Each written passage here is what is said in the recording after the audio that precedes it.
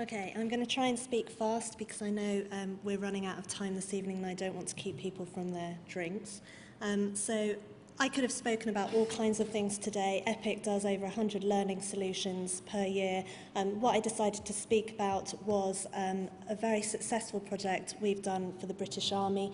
We've done two very different solutions for the British Army. I'm going to talk about them both this afternoon, both delivered on Nintendo DS Lite. The first one I'm going to speak about, if anyone in the audience knows me, they will know I'm passionate about mathematics. So the first one I'm going to speak about is actually called Operation Numerica. Okay, so the Army came to us with a problem. New soldier recruits are required to operate at numeracy entry level 3, which is equivalent to GCSE D to G. But about 40% of standard entry recruits to the British Army are actually operating at entry level 2. However, in order to progress with their training, they have to be up to entry level 3 numeracy. The majority are aged 17 to 26. Many left school and joined the Army specifically to get away from subjects like mathematics, unfortunately. But the Army needed some way of engaging these soldier recruits and improving their numeracy levels. So what was the scale of the problem? Well, before EPIC became involved, anywhere up to 10% of new recruits might be prevented from moving on to phase 2 of their training because of their numeracy levels. So they would have been recruited, they've already done 14 weeks in the Army, and at that point they get stuck because they haven't got the mathematical level that's required of them for their military career. This figure is variable. At the moment, I understand it's a lot lower because the Army aren't having such a problem recruiting in current economic times, unsurprisingly. Nonetheless, the cost of just one soldier not achieving entry level 2 and so not being able to move on to phase 2 of their training, for one soldier, to recruit one soldier, is £15,000. And that doesn't count the training that they would have already had, which includes their uniform, equipment, and so on. So it's probably in the region of £30,000. So if at EPIC we could have a solution that helped just one soldier, we would save the taxpayer £30,000 and help the Army retain otherwise talented soldiers. Before approaching EPIC, this was the kind of scene that you would have seen in a training classroom for numeracy. And if numeracy instructors identified that a recruit was struggling in the classroom, they would give them a workbook to take back to the barracks. Something new was clearly needed, something that better met the needs of these young soldiers, and that engaged them. So we started with a bit of research. I am passionate about EPIC being led by learning and not technology. So the first thing we did was engage in some research with the learners. We involved some phase 1 recruits and some trainers, and we looked at things like learning preferences and attitudes, feelings and opinions about mathematics, and we also looked at the usability of some of the learning platforms and their preferences there, and also the ways they like to learn. So we looked at games, we looked at branched scenarios, we looked at stories and all kinds of things. Well, what did we find out? Well, these were the 4 main things that we found out. First of all, engagement was going to be absolutely key. Typically, these soldiers didn't like maths, they'd never experienced success with maths, and we needed to find a way to get them hooked, to start to experience some success so that they could start to actually feel positive about their learning, go practice, go back, experience some more success, and create what I like to call a virtuous cycle of learning.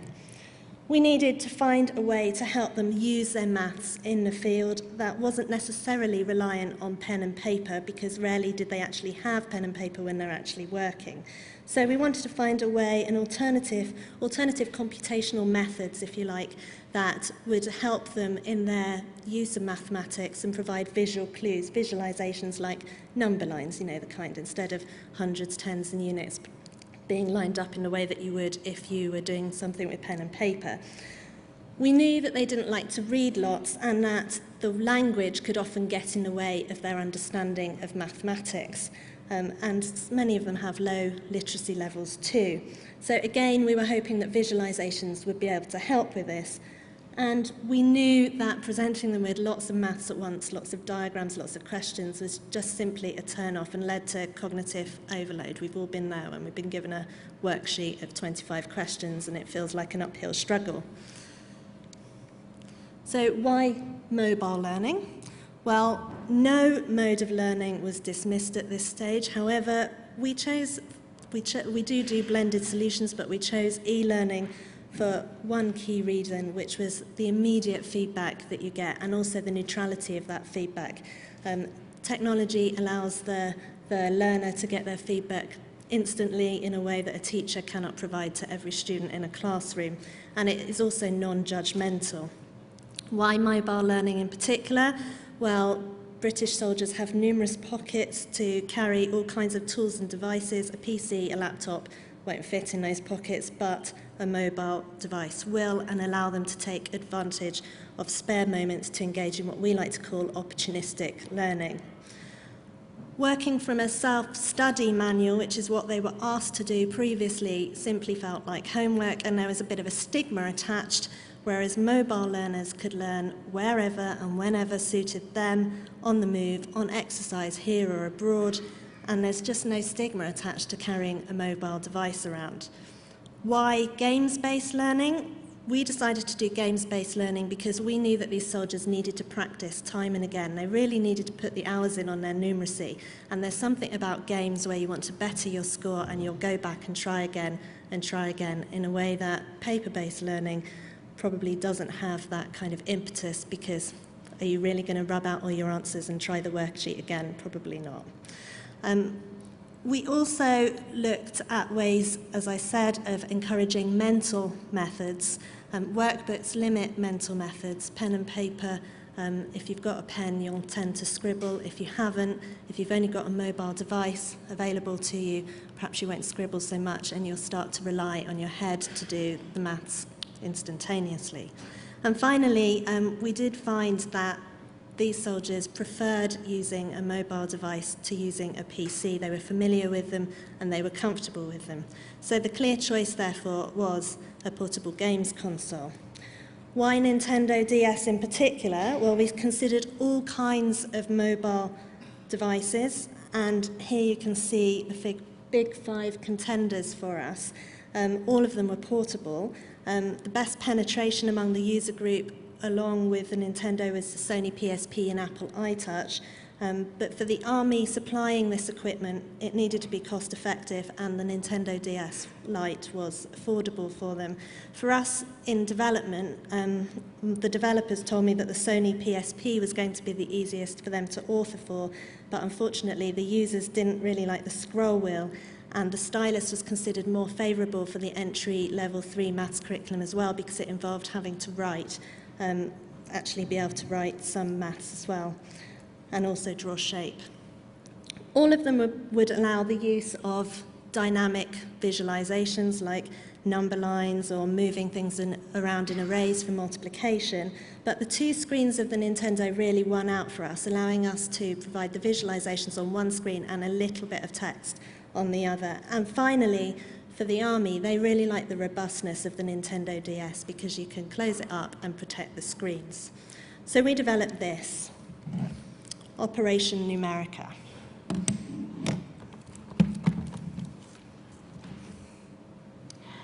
Operation Numerica has 8 games covering the entry-level 3 curriculum. At the start of each game, you can choose to play or you can do some training. The training gives you the hints and the tips to improve your math skills, so things like visualizations that I was talking about earlier. The games encourage practice and hopefully more practice as the soldiers try to better their personal skills. Here you can see some of the visualizations that we designed. So for example, doing something like 4 multiplied by 13, actually if you set that out on paper, put the tens and the units in columns, it's quite difficult to do in your head, but if you start to think of it as 10 multiplied by 4 and then 3 multiplied by 4, 40 plus 12, it's much easier to do in your head, 52.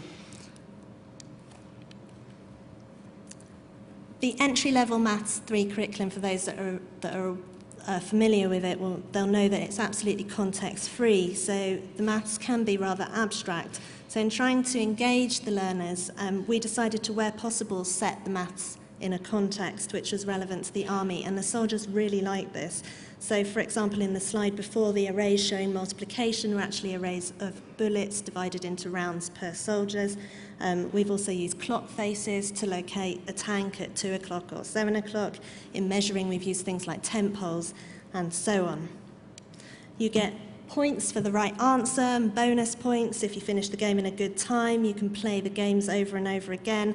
And in fact, when you finish a game, you're actually encouraged to play again and to beat your score. And if you spend too much time on any one game, then it points you to do some training, so actually to improve your mathematics before carrying on with the game. Here's just some quotes, some anecdotal evidence from some of the soldiers that we've received. It far exceeds what we were expecting, really. They talk about maths being made to be less like hard work, about trying to beat their score, and I love this one. One soldier even says it makes maths almost exciting.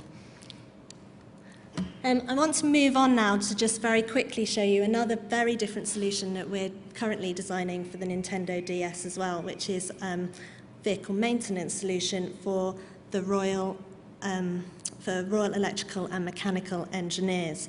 They came to us seeking a solution to a very different problem to Operation Numerica. It was not about skills levels, but instead about the problem of putting learning into practice. Soldiers are trained in vehicle maintenance, taught how to strip an engine, taught the particulars of specific tanks or helicopters and so on, but having learnt all this, then they often don't have to put that learning into practice for an awfully long time, and then it becomes difficult for them to remember exactly what they've learnt. They do have large, very large, paper-based folders back in each base as reference, but as you can imagine, that's not terribly practical if you're stuck in the middle of somewhere with a tank to fix. So starting with the learner then, it was agreed that the learning solution required some kind of engaging refresher training that soldiers would actually want to do and engage in after their initial training so that it would keep the learning fresh in their minds. But it also needed to be a learning solution which would enable soldiers to access information immediately as and when required in the field. And that, of course, required a mobile solution. So the solution we're currently designing is one that incorporates tutorials and games much like the training and games in Operation Numerica. The games are based around quizzes to test memory and to reiterate the learning, but also there's some games that involve examining photographs of faulty vehicles and making decisions on how to proceed to a fix. Just as in reality, there may be more than one possible route to a fix, and just as in reality, there may be a time limit before a curfew or before night falls, and learners score more for taking the most efficient route to a fix and for doing so in the most efficient time. Tutorials are there as well, just like the training in Operation Numerica, to support the learners perform in the games. And there are tutorials on starting systems, on batteries, on circuits, and so on. But none of this necessarily required the Nintendo DS Lite. Surely any kind of mobile technology would have worked just as well. In the end, we decided on Nintendo, though, once again for its robustness, but also once again for its 2 screens. Because part of the solution was about performance support out in the field, and for this we wanted to offer a tool for fault finding which would act as a reference tool, and we felt the most effective way of offering this was through a decision tree of yes/no questions. But because time can be of essence, we needed to show the soldiers where along the decision tree they were actually operating, and therefore how long they had or how long they needed to take in order to find the fix. So you can see at the top here, you can see the whole decision tree, but you can also see the question that they're answering there and where they are along the decision tree. We are currently engaging in some evaluative research of Operation Numerica. Both the Army and EPIC really believe in evaluative research and know that this is the way we can learn going forward, especially as the Army are now considering Operation Numerica, other levels of mathematics for soldiers within the Army, as well as a literacy solution. As cohorts are moving through their entry level 3 training programme, we'll be seeing the effect of the recent rollout of Operation Numerica, and that evaluation is currently underway. There's also much anecdotal evidence that suggests there's been more collaborative learning too, as shown here in this photograph. Major Evans, who commissioned this research, recently said to me that he's seen young soldier recruits gathered round one Nintendo DS talking mathematics. This is not something he's ever seen before with a workbook. We have some ambitious plans for the future. At the time of designing Operation Numerica, the Nintendo DSi was yet to be launched, and with its wireless capability, this will enable soldiers to play against each other wherever they are. GPS is another technology that we're looking at and which we think will prove fruitful in other skills that are essential to the military. But we do not see these solutions as being unique to an army context. Basic skills such as numeracy and literacy are an issue across all sectors, unfortunately. Access to technology is also an issue. We're currently working, for example, with a primary care trust on training for home care workers, many of whom do not have access to a PC and have pay-as-you-go mobile phones. So we're looking at how we can use a mobile device which we can send to them, they can rent for a small fee and perhaps send back. There are doubtless many ways in which these solutions can be adapted and employed for others, and I hope that I have inspired you in what has been a creative and innovative session for handheld learning. Finally, if you want to know more, I know there's probably no time for questions, but you can contact me here, and you can also go to elearningdebate.com, where we're currently running a debate about skills and e-learning, and who knows, perhaps the next debate we run will be about handheld learning. Thank you.